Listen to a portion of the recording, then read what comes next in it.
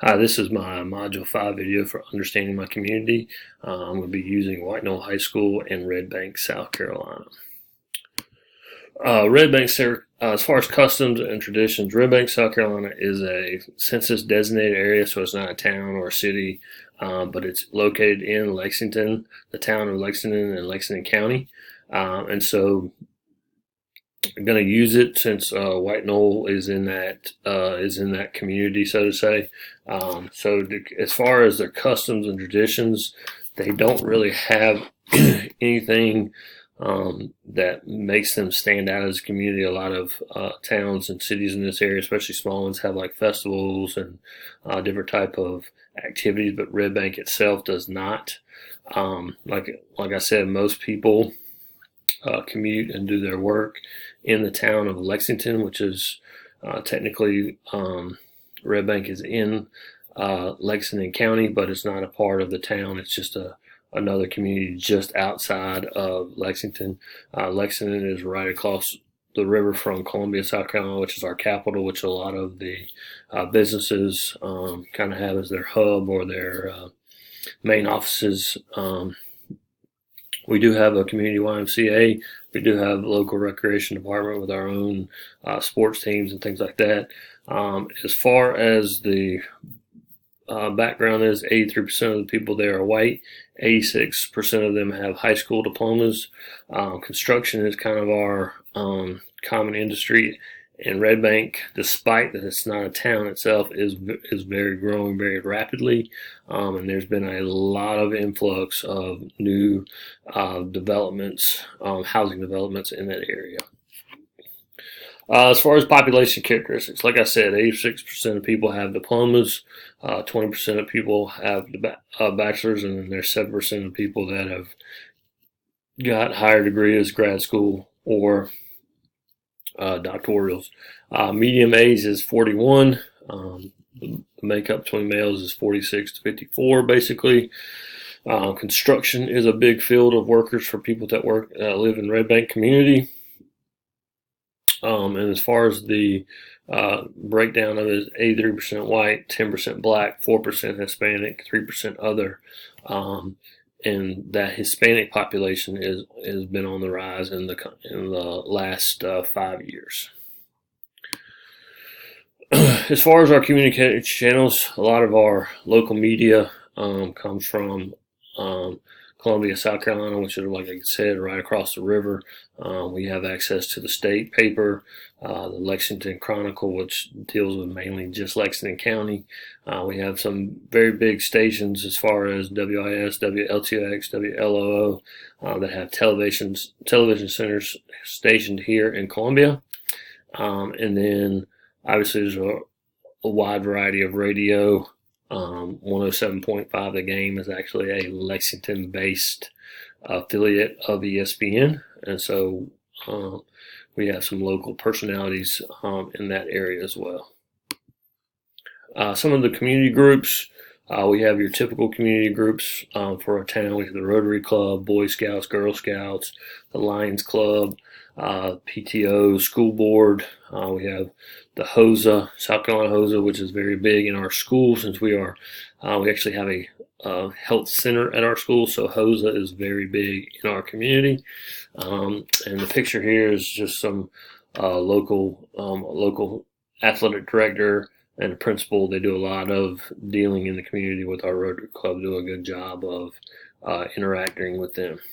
As far as our leadership, some of the important people, Mayor Steve McDougal, our police chief Terrence Green, and one of the things that we deal with police on a basis is Lexington District 1 has 1 to 2, and depends on the student population of SROs, student resource officers in our school. So we deal a lot with police involvement, and they are actively in our schools. As far as our school leaders, our superintendent is Dr. Little. Our district AD, which was in one of those pictures I just showed you, is David Bennett. Our principal is Ted Daughtry, and our athletic director is Dean Howe. We also have department heads, and our coaches serves as our leaders as well. Some of the community characteristics, we do a pretty good job of mixing in the community. Our superintendent, again, our district is over 30 schools. We're adding a new one next year. We're adding two new ones the following year. So he does a very good job and actually gets into all of our schools every year. So he is very visible. Our district AD is very visible at our middle school and high school athletic programs. Um, so, and then our community is involved. Our community is involved in our graduation. They're involved in some other special programs. Our school just started Business of the Month. So we actually go into businesses, have partnerships with some of our programs where we are providing internships type of thing with our partners. So our community is very intermingled, so to say, with our school. As far as our economic conditions, the Red Bank area is considered to be very blue collar. The median household income is $48,000 with an unemployment rate of 4.8%. Some of those blue collar jobs include construction, transportation, warehousing, manufacturing, things like that. The median house value is $123,000 with a median rent is $906. And again, in Red Bank, depending on where you're from, that may be high or low. But just outside of Red Bank, in the town of Lexington, into the Lake Murray area, which is part of Lexington County, you can almost see double that in some areas. So we're considered very blue collar when it comes to income and the types of jobs that we do. As far as our political structure, most of the people in South Carolina, but most of the people in Red Bank, South Carolina, like I said, they're very blue collar. We mostly relate to Republicans, and you can see here some of the numbers. But whether it's talking about sales tax, Homestead Act function, things like that. A lot of our money comes from federal funds. A lot of our comes from local funds. So it's just one of those things where, again, we're mainly on the edge of the Republican aspects of things. As far as social tensions, we do have, like I said, we do have an influx of the rise of Hispanics. We do still have somewhat of the tension between blacks and whites. Some of the discrimination doesn't always come from race. It comes from activity. We have some tensions between our athletic and our band. Both groups are trying to strive for the attention of the community. It's almost like a competing ordeal. And then some of them are just cultural differences. We're having more and more people move in that we don't understand or we can't relate to, and so it's causing some differences and some tensions there that we wouldn't have seen in the past. As far as some sources of information that you could access, we have our guidance department does a really good job of getting information out about our school and our students' academic success. You can find information about the Chamber of Commerce. You can find minutes of our school board meetings on our district website, and things like that. So it's one of the things that where we've gotten our information from. As far as our power structures within the school, obviously you have the superintendent, assistant superintendent, school board members. School boards obviously at the top, superintendent that works its way down to principals, athletic directors, teachers, and then our community, our parents and our students. One of the things that the principal uses to kind of help create a tie to the community is we have recently just started a school improvement council, which has students, has parents, has teachers involved to kind of tie in the feel for the community. Some of the multicultural issues, as I mentioned, we're seeing a rise of Hispanic students, so we are seeing more need for ESOL assistance in our classroom. Our school has over 500 students that And again, they're not all Hispanic. They all, some of them are different languages, but we have more 500 students enrolled in an ESOL type accommodation, and we only had 2 teachers with that provide those students assistance. So that's going to be something that our school is going to need to hire additional people to make sure those teachers, those students get the assistance that they're going to need. As far as our power structure, again, it's kind of built on transparency. We know what, just showed you what the power structure for the school board athletically. I deal a lot with athletics since I coach. Obviously, you've got the athletic director, the coach, the principal, the district AD actually handles all.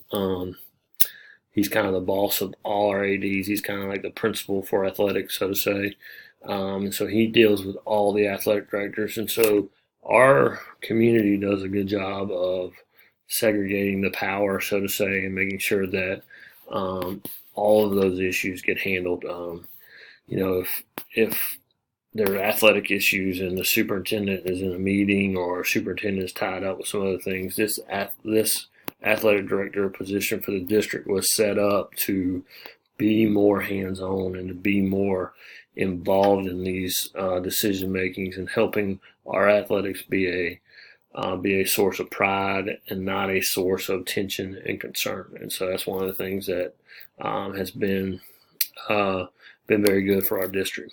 As far as measuring public opinion, obviously South Carolina has a school report card system where schools they get information from parents, feedback that goes into the scores that schools get. And one of the things that I have on this last slide is that a lot of times the school, we have to highly incentivize our students to take these questionnaires home and get them back. A lot of times we get a very low percentage of return on these surveys. And to me, it's one of those things where I feel like we want the surveys to be correct, and we want them to be representative of our community members and our parents' opinions, but we need to make it a little bit easier for them to access. It doesn't need to be a piece of paper that's going home with a high schooler to a parent that may work second or third shift and things like that. So we need to figure out a way to get that information in a lot better, because as you can see by our 10% return, we're not getting access to this information that the school could really use to really help parents, help students, really kind of bridge that gap and connect the community. And then, like I said, one of the things that's really helped is our school improvement council. It's been a very important change where parents are actually getting involved, realizing their voice will be heard. Our principal has done a remarkable job of getting parents involved in that aspect. And so it's one of those things.